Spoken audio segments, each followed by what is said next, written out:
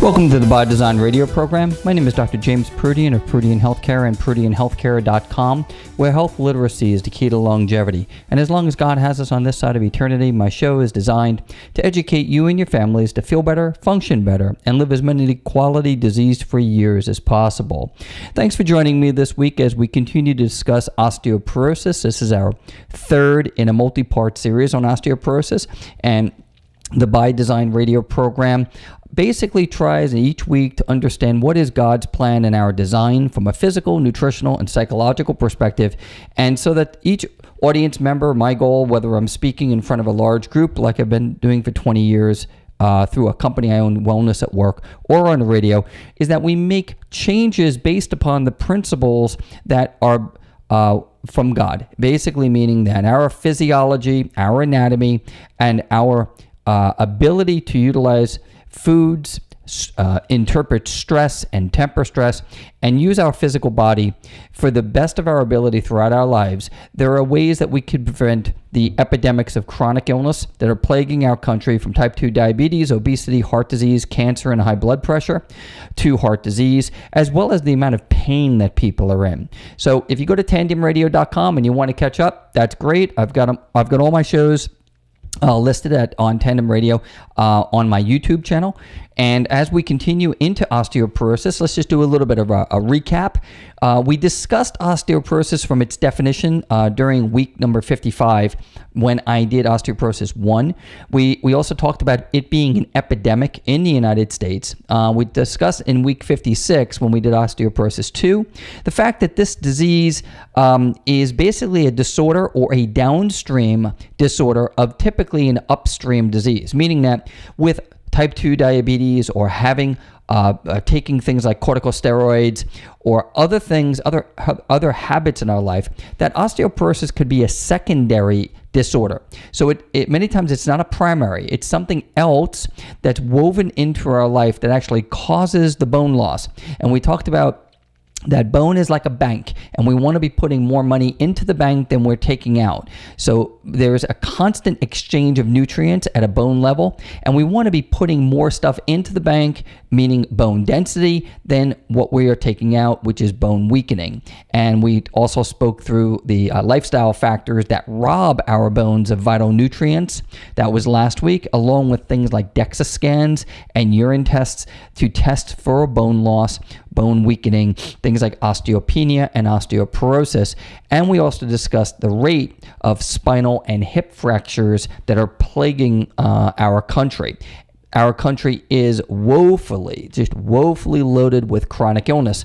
And as the healthcare debate of Obamacare and the Affordable Care Act is being discussed routinely day to day in our country, we can't forget the fact that 75% of all of our healthcare expenditures are due to chronic illness.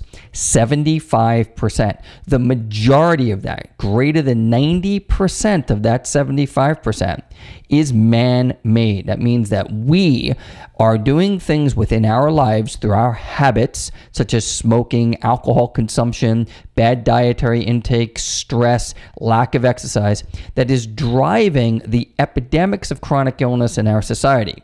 So as much as most people want to blame God and our genetics for all of these problems, they are wrong. This is a byproduct of a society that over the last 60 or 100 years has adapted principles that has led us down these very expensive roads of patient management of chronic disease. So Luke 1:37, for with God nothing is impossible. Let's take that attitude into today's lesson.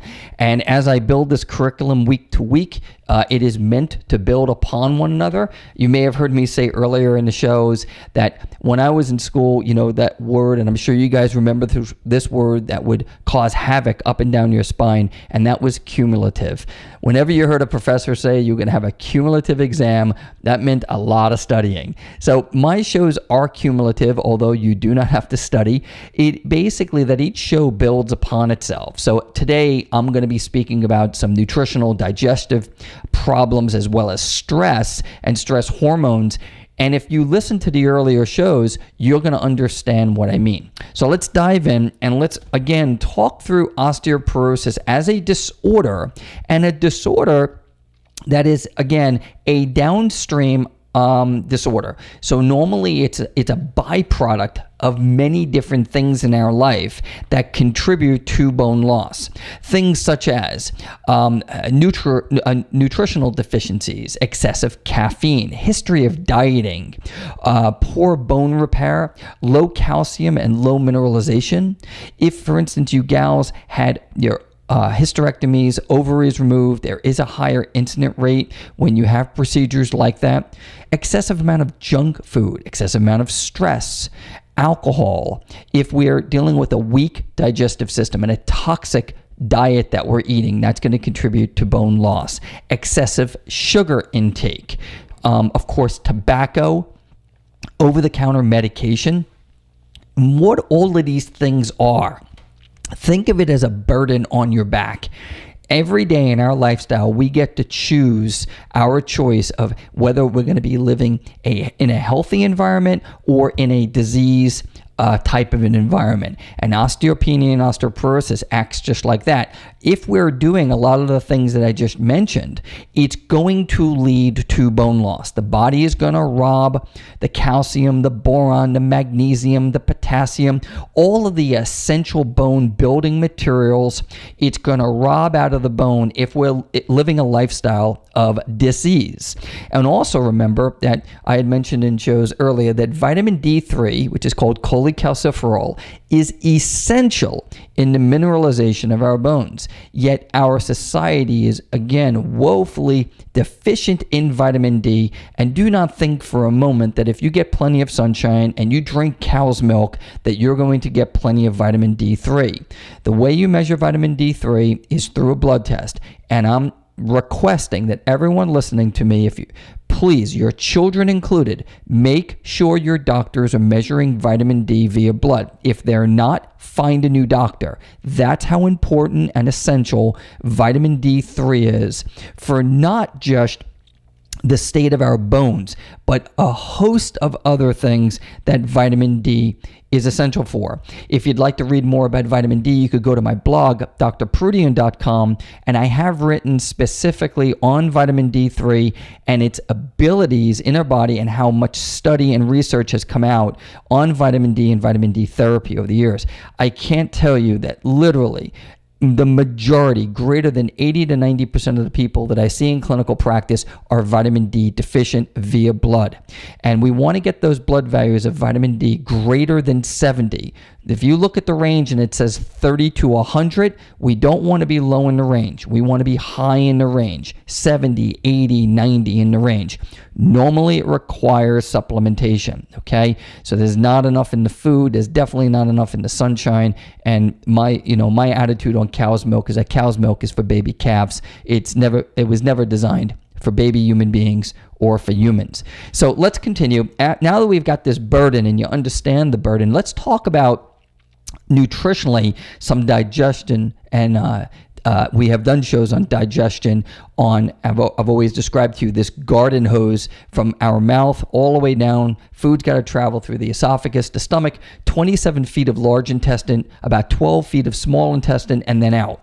So food is going to require a great deal of energy, and we want to be assimilating our food so that our body is utilizing energy the right way and we're not depleting nutrients to perform digestion. So dietary excess of salt, sugar, fat, processed foods, soft drinks, caffeine, alcohol, all of these things are going to deplete bone.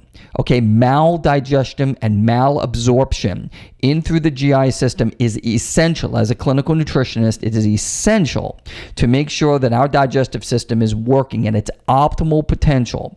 And looking at an acidic alkaline balance in through that tube is very important if we're going to be looking at dietary inadequacies of essential bone building nutrients. So we want to stay on the side of building bone. And I've shared with you in past shows that stress along with digestion go hand in hand.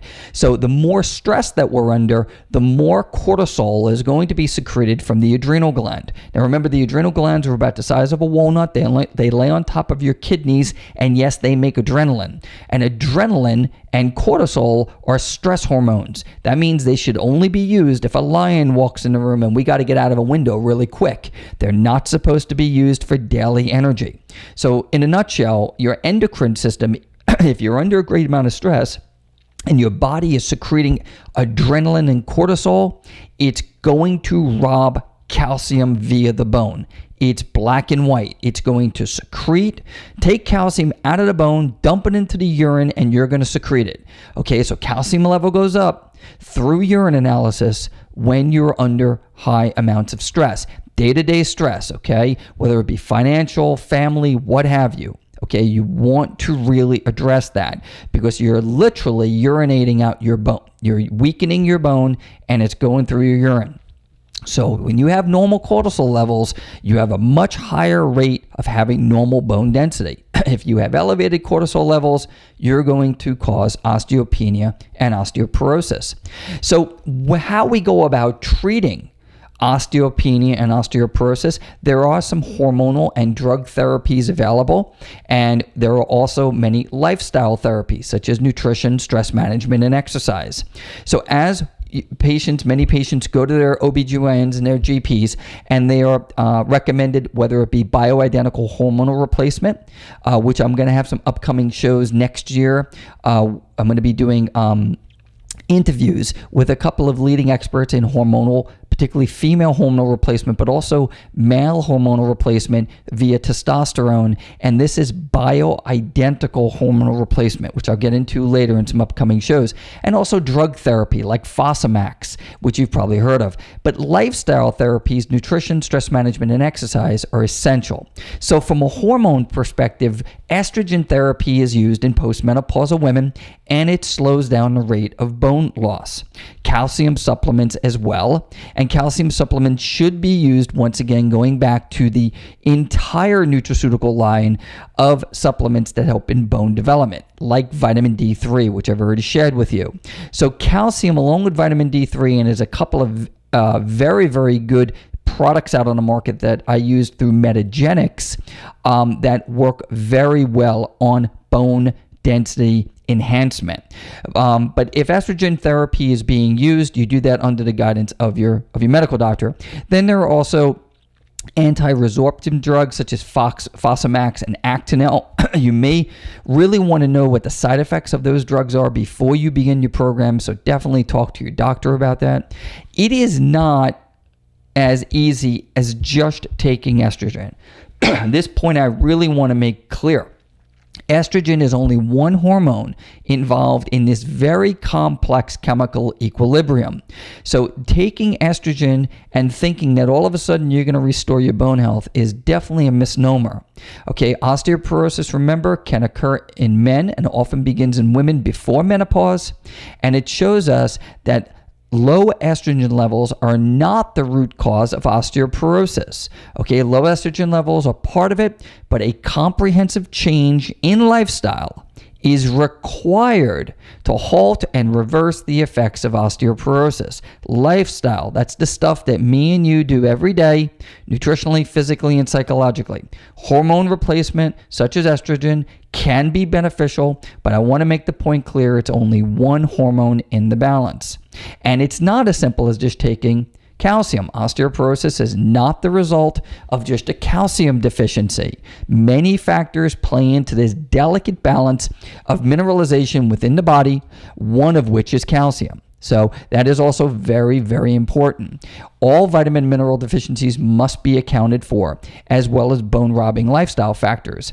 So bone breakdown, remember, is an intelligent body response to maintain chemical equilibrium. Your brain determines if it needs more calcium, it pulls it out of the bone and dumps it into the blood. You have no control over this. It's the way you were designed. So bone breakdown is an intelligent body response. Intelligent meaning God. That's the way he designed us. So enhancing bone health through nutrition certainly is important. Again, we want to get that vitamin D tested. We want to reduce the intake of anti-nutrients, white flour, sugar, salt, processed food.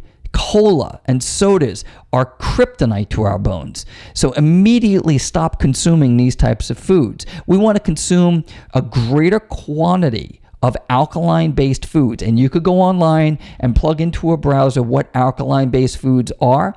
Avoid dietary excesses and fad dieting, and you want to optimize that digestion. And remember, you were designed to consume 8 to 12 sources of vegetables and fruits every day, particularly dark green leafy vegetables. That is where the fiber is. Remember, there's far more fiber in vegetables than there are in grains. All right, so you want to look at the design of the human body, particularly in digestion. Go back to those shows if you'd like to listen to the shows on digestion, as I think they would coordinate very well with today's topic.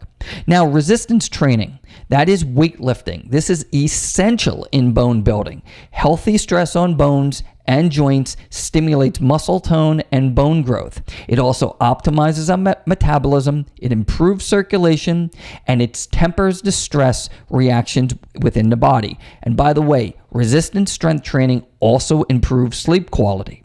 So do not be afraid of doing some light to moderate weightlifting a few days a week. And if you are diagnosed with osteopenia or osteoporosis, it is very important that you know what exercise is not recommended with this condition. You could email me or come and see me at Natural Healthcare Center, but learn that flexion movements such as bending forward, doing rocking sit-ups are not recommended for osteopenia, osteoporosis, or any type of bone wasting disorder, because you're putting too much stress on the vertebrae, which can break. Okay, that's how fractures are caused. So for today's show, we want to go through, and as I've gone through all of these bone robbing materials, things that we could do nutritionally, and yes, there is a place for hormonal therapy. We'll pick up next week. You've been listening to the Biodesign Radio program with me, Dr. James Proodian. Thank you so much for joining me for this episode, as I hope it nourishes your life and really contributes to making changes that are proactive in God's plan for us. If you have any questions for me, please go to ProodianHealthcare.com. Submit any questions. Have a blessed week, and God bless you.